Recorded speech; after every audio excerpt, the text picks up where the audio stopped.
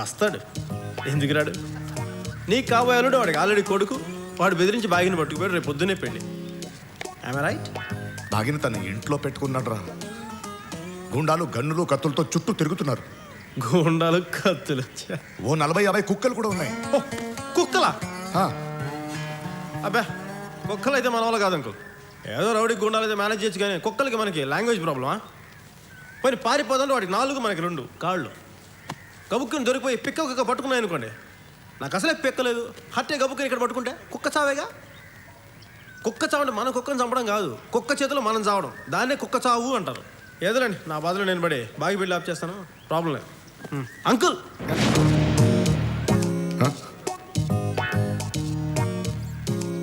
అక్కడ ఉండాల్సిన ఇక్కడికి ఎలా వచ్చినా అదే అద్భుతం అంటే.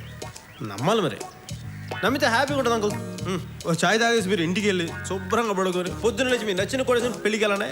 ఆ తర్వాత ఏం జరుగు నేను చెప్పను అంకుల్, నాకు చాలా సిగ్గు. వెండి తెరిపై చూడండి, వస్తాను అంకుల్.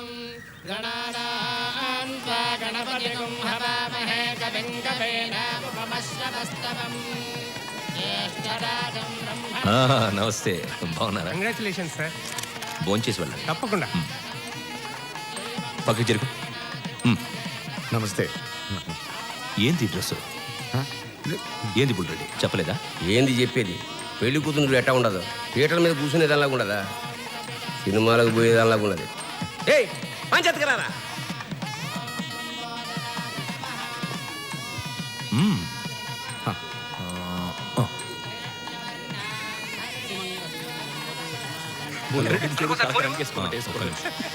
అన్నా ఫోన్. హలో అన్నా, నేను సిద్ధుని మాట్లాడుతున్నా అన్న. చిరుబాబు కనిపించట్లేదు, హాస్పిటల్ మొత్తం వెతికామన్నా. వాళ్ళందరికీ ఫోన్ చేశాను.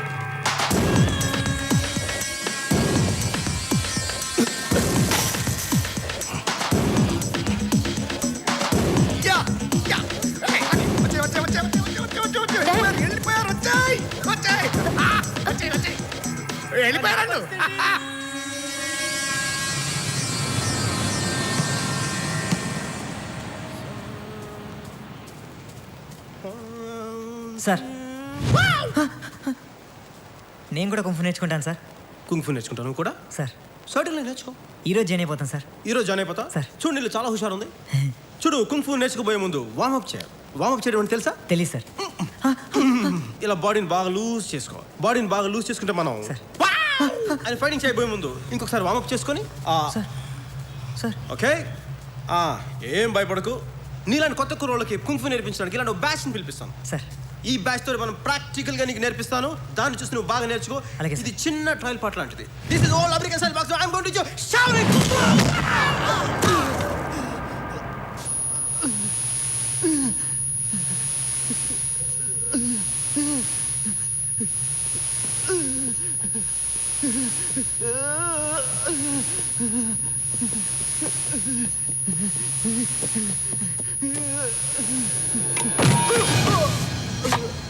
ఫిరోజ్, ఆడు వాళ్ళకేం భయపడతావు?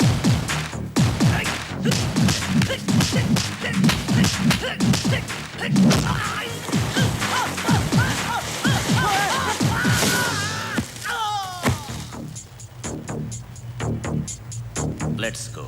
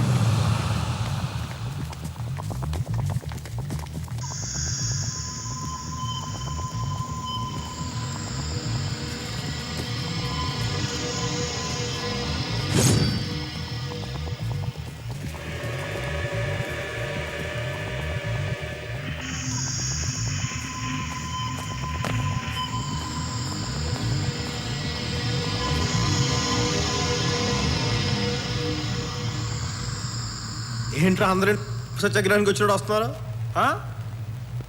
ఏయ్ ఇప్పుడు దాకా ఎవరి ప్రాణాలు పోకూడదు చాలా మర్యాద జాగ్రత్త కొట్టినాను. ఇంతమంది చూస్తామంటే నాకు ఓపిక పోయింది. రండి ముందుకు రండి. ఎవరికి ఏం తెగుతో నాకు మటు గ్యారంటీగా తెలీదు. రండి. ఏంట్రా నీ అబ్బా, మీ అన్న మీద మమకారం ఉండి వాడి ప్రాణాలు తెగించి ఎవడు ముందుకు వస్తాడో రండి. సారా ప్యాకెట్ కోసం బిర్యానీ ప్యాకెట్ కోసం అయితే మటుకు భాగ్య చెప్తున్నా పారిపోండి.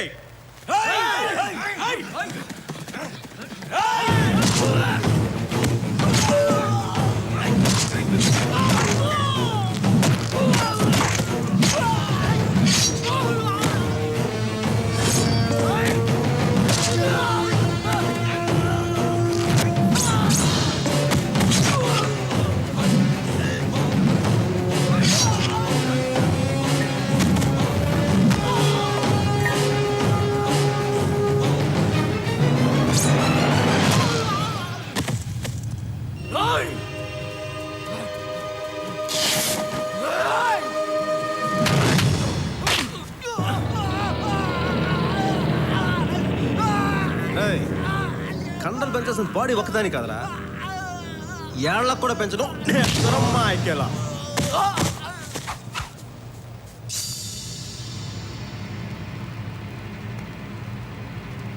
బుల్రెడ్డి దామోదర్ రెడ్డి ఓడిపోవడం నేను చూడలేను సార్.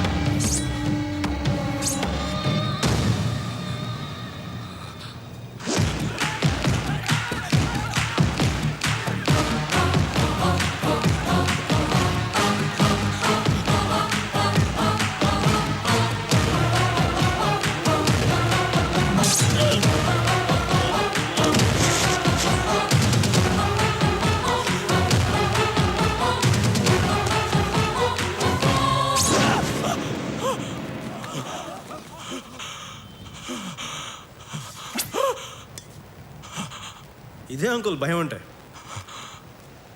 ఆకలేసినప్పుడు తినడానికి తిండి, తినకపోవడం ఉపవాసం. నిద్ర వచ్చినప్పుడు ఎదురుగా పడుకోవడానికి మంచం ఉండి కూడా పడుకోకపోవడం జాగారు. కోపం వచ్చినప్పుడు చేతిలో కత్తి ఉండి తెగ నరకడానికి తలకాయ ఉండి కూడా నరక్కపోవడమే మానవత్వం. అది నాలో ఉంది. నీలో ఉందా? నీలో ఉందా?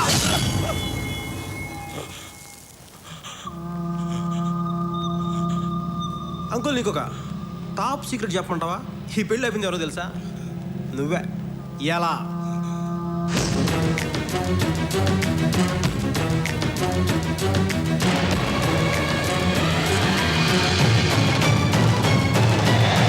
పులిలా తిరగాల్సిన వాడు పేషెంట్ల విక్రమ్ హాస్పిటల్లో బెడ్ మీద పడున్నాడు. ఎస్, నేరుగా విక్రమ్ హాస్పిటల్ పోయినా, నర్సుకి 4,000 కొట్టినా, వాచ్మెన్కి 1000 కొట్టినా, మొత్తం హాస్పిటల్ మొత్తం తీసుకుపోని చెప్పుండు. ఏం అక్కర్లని చెప్పి నీ కొడుకుని కిడ్నాప్ చేసి తీసుకొచ్చిన. ఇప్పుడు కిడ్నాప్ చేసి ఏడ దాచాలి? Come on Sanjay Sahu, you are a brilliant boy. Think. Sanjay Sahu brilliant idea వచ్చింది. ఆ బ్రిలియంట్ ఐడియా ఏంటంటే, ఓరసి బార్ ఎక్కడ? ఊరోజు బారా జస్ట్ రైట్కి వెళ్ళండి. అక్కడ చౌరస్తా వస్తుంది అక్కడ ఓ, ఎవరన్నా ఆనా ఓ ఏ నడవరా థ్యాంక్స్ బ్రదర్. నలుగురు వచ్చారు, ముగ్గురు వెళ్తున్నారు. ఇంకోడేమయ్యాడు? నువ్వు పెళ్లికి డెకరేషన్ ఇచ్చిన కారులోనే అదే డిక్కీలోనే దాచా.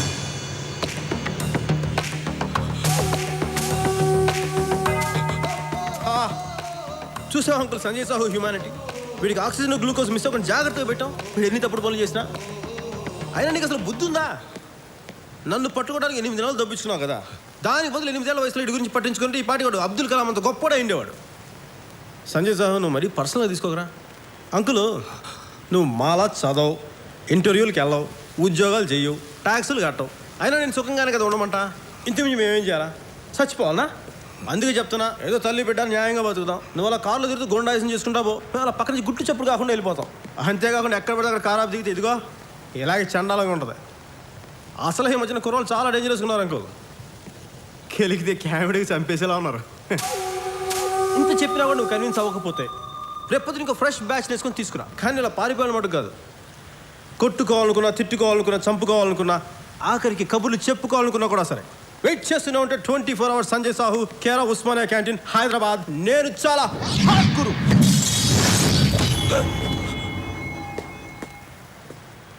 ఆల్కోట్ తెలి దిగిపోయిందండి అంకులు.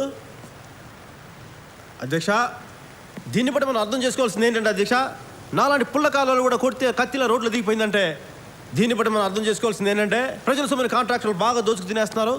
ఎట్లాగైనా మనం గట్టి చర్యతో ఆపాలి అధ్యక్ష. మీరు చర్యలు తీసుకుంటాను ఆశిస్తూ నేను సెలవు తీసుకున్నాను అధ్యక్ష. How how sir sir sir మళ్ళీ ఏంట్రా? అతన్ని చంపకుండా ఎందుకు వదిలేశారు sir? Very smart question my boy. యుద్ధంలో గెలవడం అంటారా శత్రువుని చంపడం కాదు సార్ శత్రువుని ఓడించడం. సార్ ఏం చెప్పాను? ఓడించడం ఓడించడం. సార్. ఓడించడమే యుద్ధం యొక్క లక్ష్యం, ఓకే సార్. చంపడం కాదు. సార్ హ్మ్?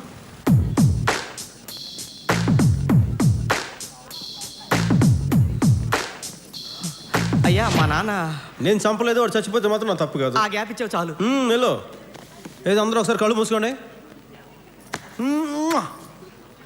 ఏంటి మన మాట ఇంతలో వేసారు?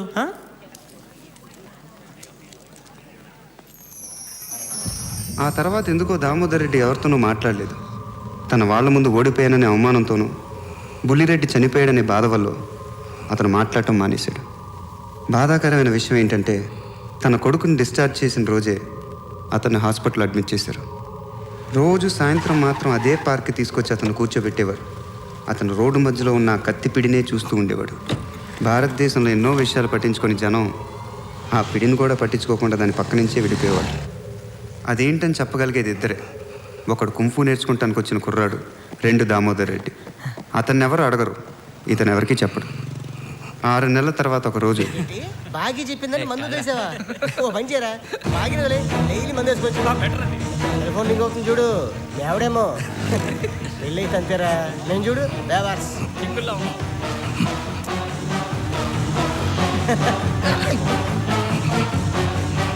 కట్టేంట్రా, రోడ్డు మధ్యలో ఉంది.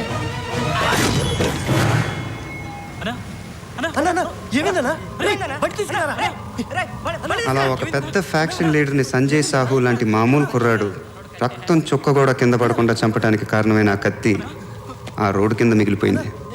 కొన్నాళ్ళ తర్వాత దాని మీద ఇంకో రోడ్ వేశారు. ఈసారి కాంట్రాక్టర్ మంచోడు, దాంతో ఆ కత్తి ఎప్పటికీ బయటపడలేదు.